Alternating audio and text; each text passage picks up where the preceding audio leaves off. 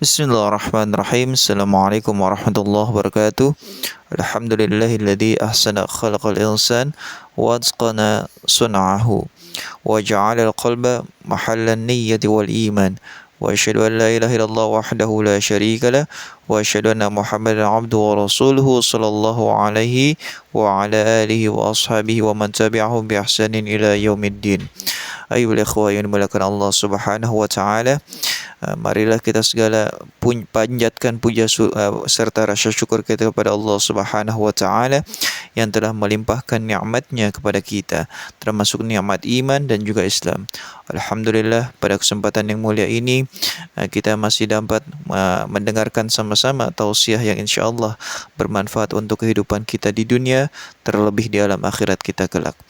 Salawat dan salam semoga senantiasa tercurahkan kepada junjungan kita Nabi besar Muhammad sallallahu alaihi wasallam, keluarganya, para sahabat, tabi'in dan tabi'ut tabi'in, serta kita semua sebagai umatnya yang tetap istiqamah di dalam menjalankan ajarannya hingga hari kiamat.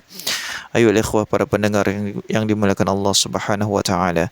Pada kesempatan yang penuh keberkahan ini, marilah kita bersama-sama merenungkan satu topik yang sangat penting dalam kehidupan kita, yaitu tentang hati. Hati merupakan pusat dari segala hal dalam kehidupan manusia.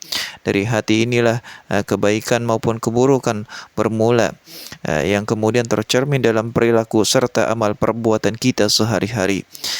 Ayo ikhwah, secara bahasa, hati dalam bahasa Arab disebut qalbun, yang berarti sesuatu yang berbolak-balik atau berubah-ubah.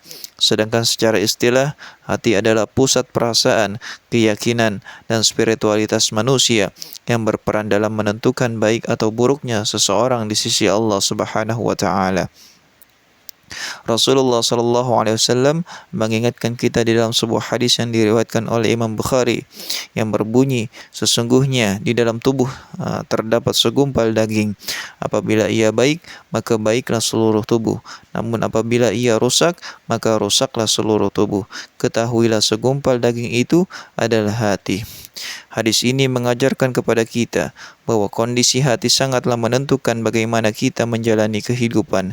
Jika hati kita bersih, ikhlas dan dipenuhi kebaikan, maka perbuatan kita pun akan mencerminkan hal yang baik. Sebaliknya, jika hati kita telah rusak dan dipenuhi dengan keburukan, maka tindakan kita pun akan jauh dari kebaikan dan justru penuh dengan dosa. Ayo ikhwah, hati yang sehat dan bersih telah banyak dibahas oleh para ulama dalam Islam. Dalam kitab-kitab klasik, para ulama menjelaskan bahwa hati adalah kunci dari segala amal dan kemurniannya menentukan bagaimana seorang hamba akan diterima di sisi Allah Subhanahu wa taala. Berikut adalah beberapa perkataan ulama yang mengenai hati. Imamul Ghazali rahimahullah pernah berkata, "Salahul qalbi bi salahil amal wa salahil amal bi salahin niyyah." Kebaikan hati tergantung pada kebaikan amal, dan kebaikan amal tergantung pada kebaikan niat. Dan para ulama juga menekankan bahwa penyakit hati seperti iri, dengki, sombong, dan ria dapat merusak hubungan manusia dengan Allah dan sesama. Oleh karena itu, menjaga hati agar tetap bersih adalah bagian daripada ibadah yang sangat penting di dalam Islam. Ayo ikhwah, selain itu, penting bagi kita untuk selalu menggunakan hati nurani dalam setiap keputusan dan tindakan kita. Hati nurani adalah suara kebaikan yang diberikan Allah kepada setiap manusia sebagai pedoman di dalam membedakan yang benar dan yang salah.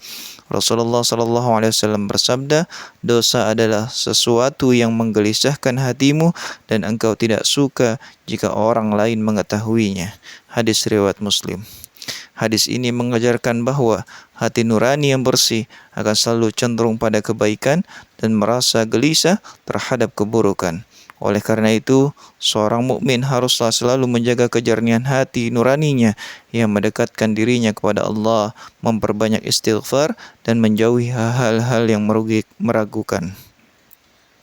Ayo ikhwah, dalam kehidupan modern ini, banyak orang yang mengejar kebahagiaan dengan mengutamakan aspek material seperti kekayaan, kedudukan dan juga ketenaran.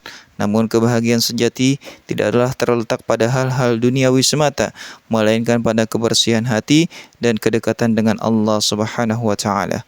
Allah berfirman, "Huwallazi anzala as-sakinata fi qulubil mu'minina liyazdadu imanan ma'a imanihim."